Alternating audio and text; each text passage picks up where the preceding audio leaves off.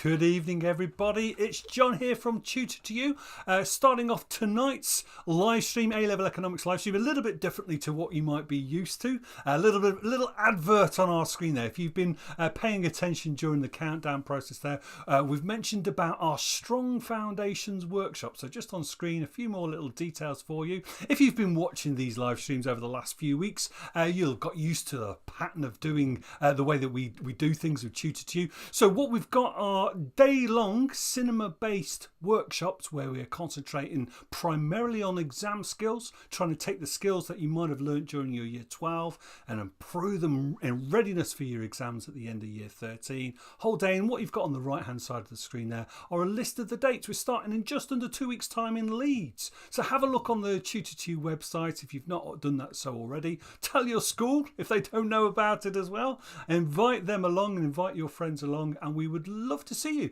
Now I know that we've got 5 events in total, and at some of them we have got both Penny and Geoff who are with us tonight, so all 3 of us will be at some of these events. I'm right, aren't I? Yeah, really looking forward to them. Yeah, we'll be there. Looking forward to it. Brilliant stuff. Brilliant. So Yeah. good evening, of course, to Geoff in the middle of the screen and Penny on the right hand side. Are you both well? I'm well, thanks. Yeah, Penny, Yep, your me team too. Brighton is absolutely flying, isn't it? The seagulls are flying. The seagulls are definitely flying. Yeah. That's good Now, to see.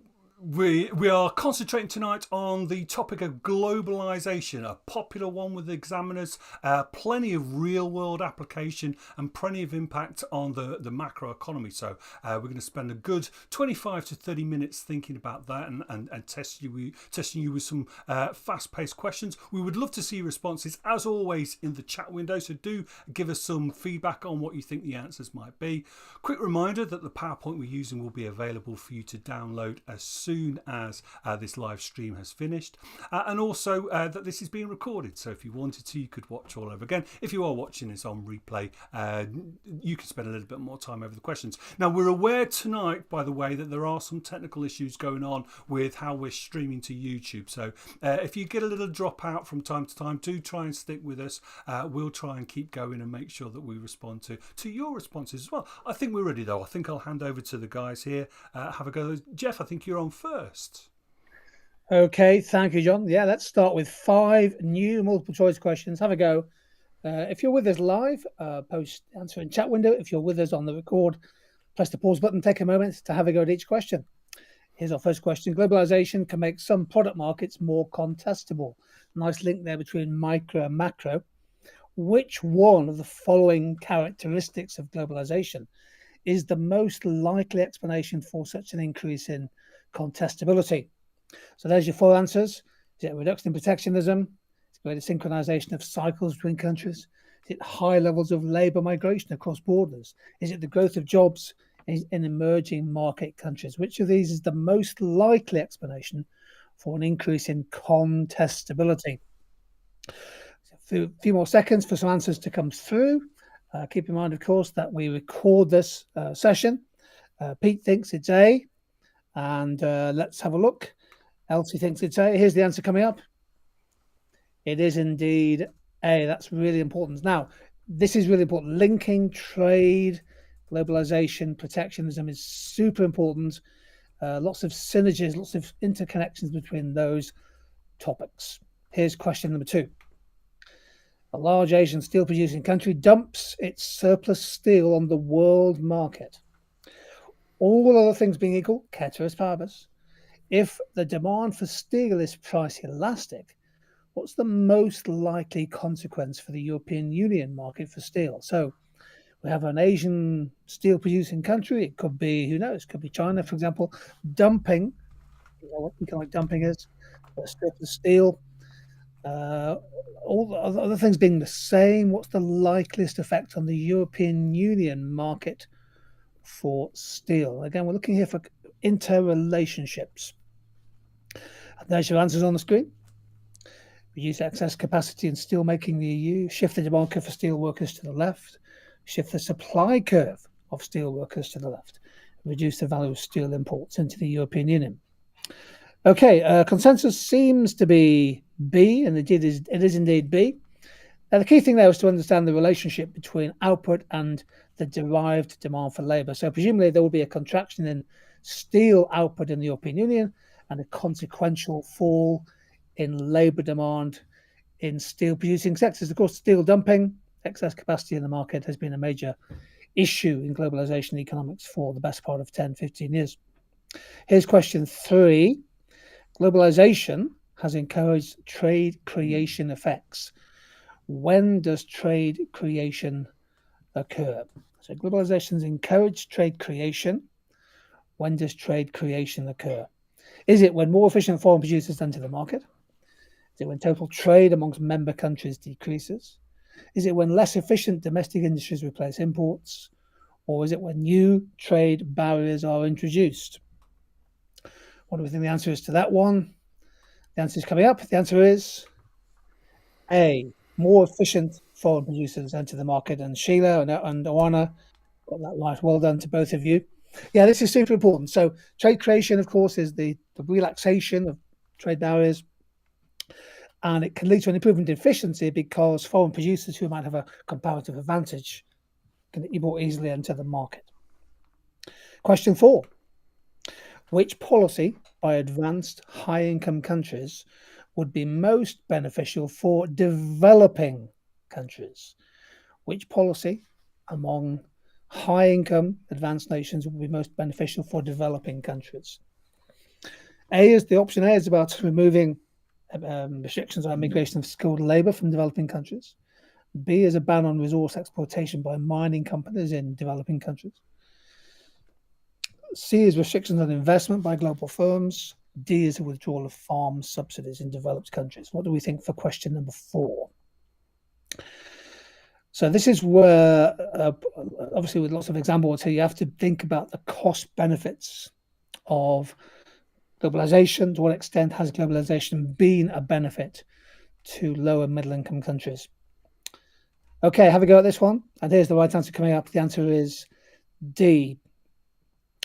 If farm subsidies in developed countries are withdrawn, in theory, that should make it easier for farmers in developing countries that perhaps don't quite have the economies of scale to better compete on price and cost in high-income nations. And here's the final question coming up. I really like this question. A country experiences a significant fall in unemployment, but its inflation rate remained low. Which of those factors could explain it? Low spare capacity, increased spending on imports, global competition preventing firms passing on higher costs, and wage rates increasing by more than productivity. So there's a fall in unemployment, but inflation stayed low, suggesting, if you're really into your year 13 macro, that maybe the Phillips curve has shifted inwards. There's been a fall in an improvement in the inflation trade-off. Okay, a few answers coming in. What do we think on this one? Correct answer is, coming up, it's C. It goes back to the contestability point. The increased global competition makes the market more sensitive to price, and it does make it harder for firms to pass on costs.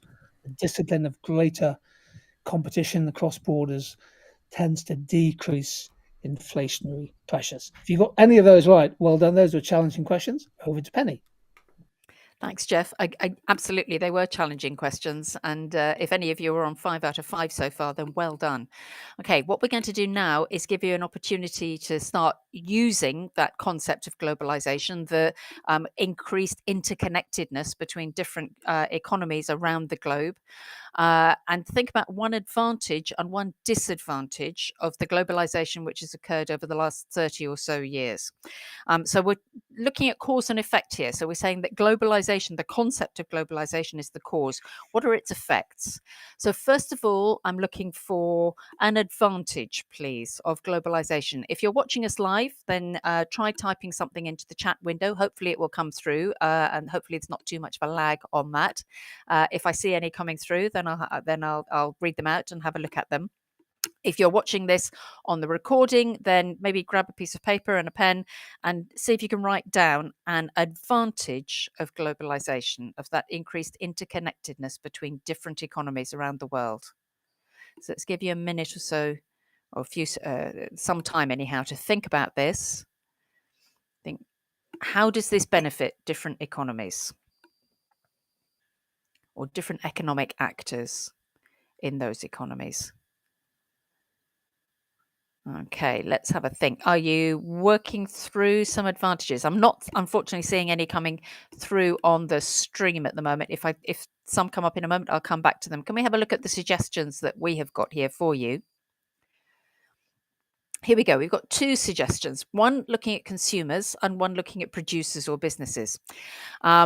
So we're looking at it from two different perspectives. So first of all, consumers. Consumers should have the benefit of a greater choice of products. Now, let's think about why that would be. It would be because now there is a wider range of products being imported from different countries. So they're not only seeing the produce of their own economy, they're also seeing produce from other economies around the world. So that gives them a greater choice. And then from the business's point of view, globalization lowers average costs. It brings economies of scale for producers. It enables them to produce at a lower average cost. And that means they can lower prices for consumers, or possibly but certainly, or at least, or they can make higher supernormal profit themselves. So we've got a benefit to consumers there as well as a benefit to producers. Pete, I can now see some comments coming through. Pete says an advantage could be it allows access to new talent. Absolutely, it can. If you've got, if labour is now mobile across borders, or if a business is moving because it's mobile to a different country, then that gives access to new talent. Elsie says just innovation. Sheila suggests opportunity for businesses to compete in global markets, become more efficient. Great. We're looking at opportunities for the businesses and for the workers there. An advantage, says Oana, is economic growth. Okay, now Daniela has jumped ahead and has gone for a disadvantage. So can the rest of you as well now have a think, please, about what might be a disadvantage of the process of globalization? Let's just give you a little bit of time to think about that. So we've looked at some advantages. What could be a disadvantage of this increased interconnectedness between different economies? We'll look at what Daniela has suggested. It can destroy domestic industries, perhaps through dumping. That was referring back to the question that you just went through with Geoff, as was seen when in the EU, when China dumped steel in the EU economy. That's lovely because we've got an example in there as well. Well done, Daniela. Riash is saying, excuse me, domestic firms may struggle to compete with foreign firms who have lower costs. I think is probably what we mean there. This may force these firms out of the market. Good. Random, yeah, okay, nice name. Saying higher inequalities of wealth between economics and nations, possibly. Countries could become vulnerable to shocks in other economies. Lots of other ideas coming through there. I can see, excuse me, I'm just going to cough. Hold on 1 second.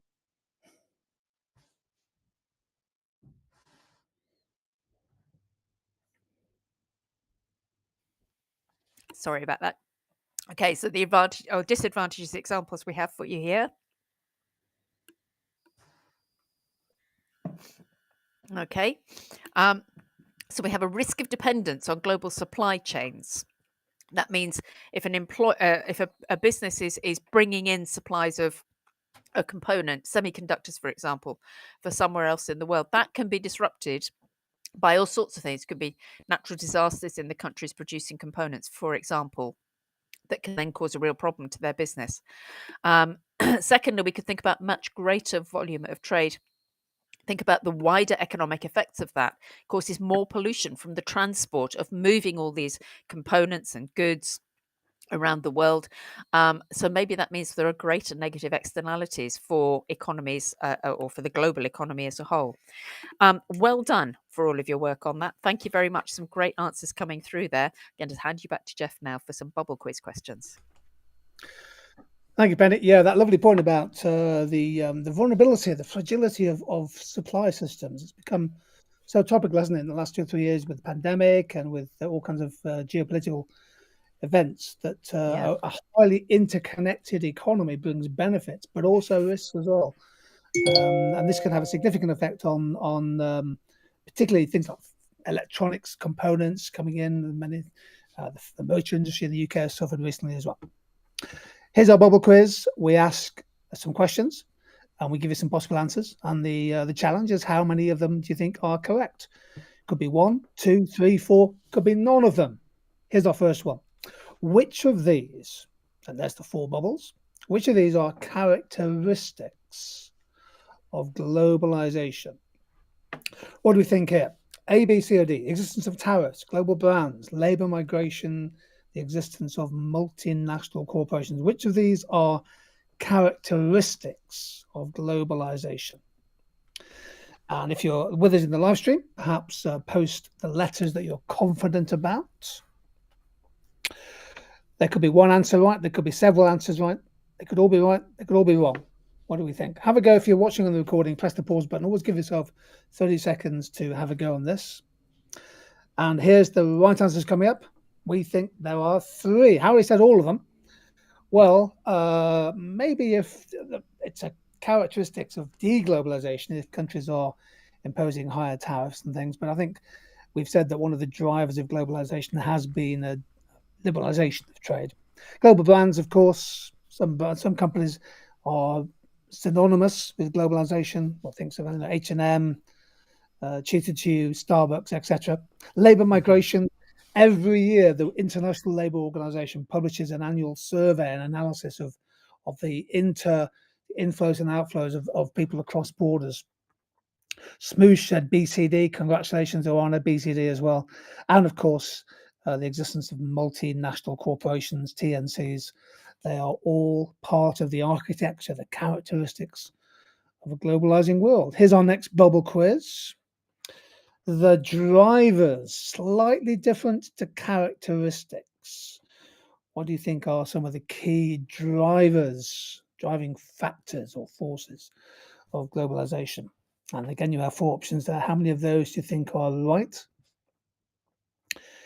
Free trade, imposition of non-tariff barriers, the opening up of global markets, financial markets, containerization, a really key idea. What do we think there? So answers coming through. Quite a few of you saying 3 answers are right, but not 4, similar to the first one. Here's the answers coming up. Yes, indeed, 3 out of 4. Free trade, trade liberalization. B is a feature of deglobalization, that things like import quotas and managed exchange rates, all that kind of stuff is a shift away from globalization. The opening up of global markets, the ability of businesses, for example, to raise money on capital markets across the world, IPOs in Germany, in New York, in Japan. And containerization is super important, of course, one of the most important long-term factors, the ability to transport products increasingly smaller in size through containers, which brings down the cost of transport. Elsa says, what's containerization? We've done a short video on the YouTube side. If you want to just type in Tutor to containerization, this is where you create the ubiquitous shipping container, same width, same height, same length, same cubic capacity. And all the ports and shipping businesses are built around that size of container ship. And it allows you to transport vast amounts of freight at increasingly lower cost around the world. It's a really, really important long-term technology change. Here's our next one. A potential trade war, between China and USA could cause which of the following? Like this question. So let's assume there is a trade spat between China and the USA. China, of course, is going through domestic economic difficulties at the moment. Growth is slowing. Some people saying a risk of deflation. Could the excess capacity in the Chinese economy spill over into another export-related trade war? What do we think? A trade war between China and the States could cause an external shock to the UK, an internal shock to the UK, an external shock to the USA, an external shock to China. What do you think? Now, Pete is coming very quickly. He thinks it's A, but only A. What do we think on that one? He's put a question mark. Let's have a look at the answer. Harry's just gone for A. And both Pete and Harry, congratulations to both of you. You are correct. The trade USA-China trade war would be an internal dynamic within their economies. It would be an internal shocks to those countries, but it would be an external shock for the UK. And clearly, therefore, if A is right, B is wrong. Okay, Next question. Which of these could be used as evidence that globalization allows some companies to influence international politics? So this is where, and you can't divorce globalization from the political consequences. So which of these could be used as evidence, applied evidence, that globalization has allowed some transnational corporations to influence international politics? Which of those do you think is right? Let's see if we can get some answers coming through on the chat. Coming through, yeah, a lot of you saying that these are all good examples of options. A lot of people liking B, that Walmart earns more revenue than the governments of Spain or Austria. Wow. And let's look at the answers. Well, we think that all of them have the potential for that interplay between global economic forces and geopolitics. Sunak's meeting Musk to discuss the impacts of AI, the huge size of Walmart relative to the size of individual countries, sweetheart deals. This is where governments offer hidden subsidies, hidden tax exemptions to bring down the cost of foreign investment, and meetings between the President of the United States and Apple to discuss the effects of potential trade wars. Here's the point. You can't divorce economics from politics on this super important macro topic. Okay, over to Penny. Thanks, Geoff. And again, great questions there, and some really good bits of context added into the questions that you're being asked, which give you some really good examples to come back to perhaps in your work in the future. I noticed somebody on the chat list was asking, where can I go to find out more about all of this and globalization? Well, I would have to say the answer is to the Tutor to You website. And if you go there and type in a search on globalization, you'll find all sorts of resources, explanations, examples there to help you with this. Now, we're going to take the whole process one stage further at this point, because now we're looking at the Evalue Wheel. If you're familiar with our live streams, you'll have probably done these before. The idea is we're going to give you a student's brief paragraph of analysis of a particular issue relevant to globalization, and we're going to ask you to think, how would you evaluate that? And to give you a start on that, with this Evalue Wheel, which you can see spinning on the right here, we'll come up with one of those possible areas or lines to base your evaluation on, that you can see written across the bottom in the discs across the bottom. So here is the student argument. And it's about multinational corporations, or MNCs, and when they invest in or shift their production process to a less economically developed country. The line of argument is that they often exploit the local workforce by paying very low wages in return for long hours of work. They also exploit the environment by moving to countries with little environmental protection, so with lower levels of regulation, thus increasing negative externalities there. Okay, so this is a view which is often used to criticize multinational corporations' investment into developing economies. Let's have a think about how you might evaluate this. So if we spin the Evalue Wheel, let's see which basis of evaluation it comes up with. It's asking you about assumptions. So there is an assumption that underpins the analysis that's put here, that it's sort of underlying the analysis that's been written out. And I guess you would say the assumption here is that MNCs are looking to minimize their costs and to do that by taking advantage of the situation in the country they're investing into. Can you question the validity of that? Let's think about, if you change that assumption, how might you evaluate the argument that's been put forward? So try typing something in there into the chat window, just a bullet point about a way in an alternative way of viewing this, an alternative way of bringing or thinking about multinational corporations' investment into developing economies. What might be another way of looking at that? So we need to think about how else might they go about, or what else might be their purposes in investing in that international, globalized but developing economy. Okay, so you can make a couple of notes there. See some thoughts starting to come through. Let's have a look at our suggestion here. So the suggested evaluation that we'd come up with is, however, this assumption does not always hold true. Instead, they may provide jobs, that's the multinational corporations, may provide jobs for people who would otherwise be unemployed. So there's an advantage. As well as investment in local infrastructure. Now, we see this happening in some multinational corporation investments into developing economies, where they invest in better roads, better transport networks, which benefit the wider economy. So anybody can use those, not just the multinational corporation.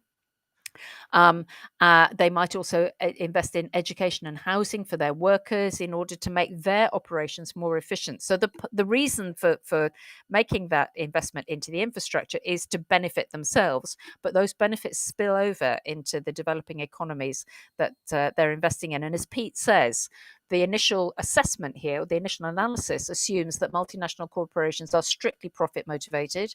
That may not always be the case. And even if they are, the offshoots of their investment can benefit individuals and other businesses which are already present in that economy that they're investing into. So, okay, there's an example of how you can question assumptions. Well done if you came up with something like that, or your own approach to it. And let's just hand you back to Geoff for your final activity this evening. Yeah, super important to challenge assumptions about Absolutely.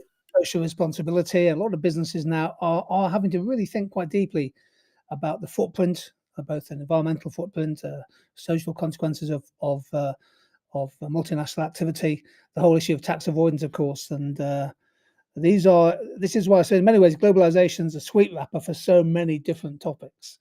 So it's a great topic to get your teeth into, and there's so much micro and macroeconomics you might be asked a question on. We're going to finish with deglobalization. I think everybody has to have some understanding of what deglobalization is and what some of the consequences might be. So here's a 60-second challenge to finish with. Here are 5 drivers of deglobalization, reverse globalization, if you like, and 5 sort of linked examples. Can you match these 5 up with a letter, with a number? It says 60 seconds, but we'll give you a full minute. Here we go. So deglobalization is where the process of globalization effectively goes into reverse. Maybe there is a leveling off, or plateau, or fall in the trade to GDP ratio. We often see forces at work that threaten globalization.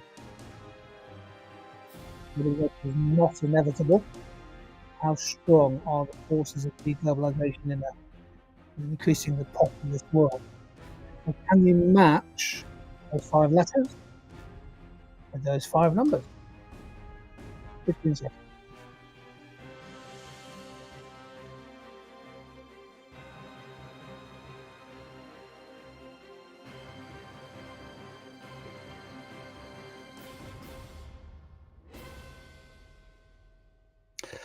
Okay, for those of you who are on the replay, I hope you press the pause button there. Check your answers with ours, which are coming up on the screen now.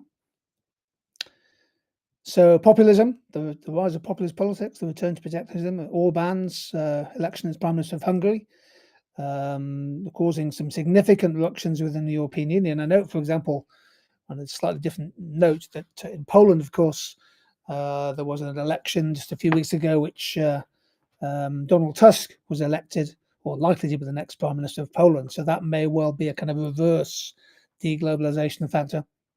A shift towards bilateral regional trade, so regionalism.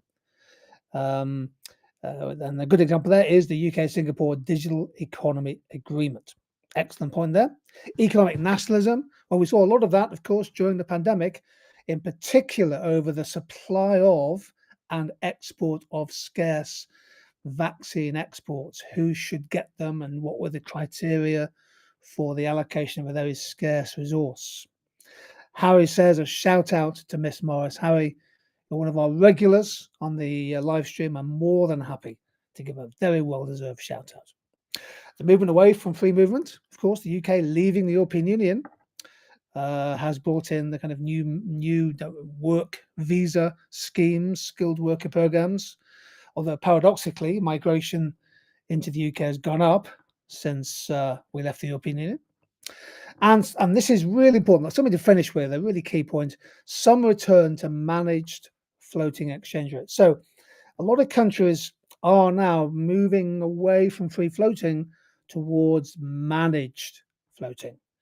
And the Reserve Bank of New Zealand, one of the first banks in the world to be made independent of government, is now publishing the criteria for when they intervene in the foreign exchange markets using intervention, interest rate changes, and so on, and to drive the New Zealand dollar in a particular direction. A lot of countries are now moving away from tariffs and quotas towards managed floating exchange rates. If you're aware of that link between exchange rate systems and globalization, then you're in great shape on this really key topic.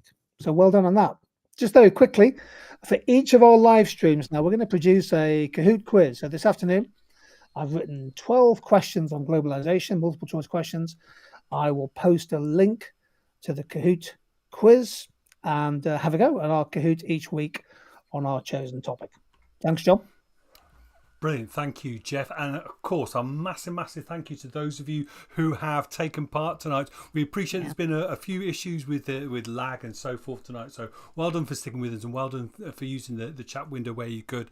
Big shout out to those people who have contributed. Forgive me if I've missed your name out here. I had Pete, Elsie, Mackin, Sophia, Harry, Nerd, Uana, Shalia, Smoosh, Riash, Paulina, Edward, AML again. Forgive me if I got if I missed anybody's name as we were running through the evening there. Brilliant stuff. Wonderful. Thank you for participating. Also, of course, massive thank you to both Geoff and Penny for delivering tonight. Absolutely wonderful as always. Hope your throat's a little bit better, Penny, now.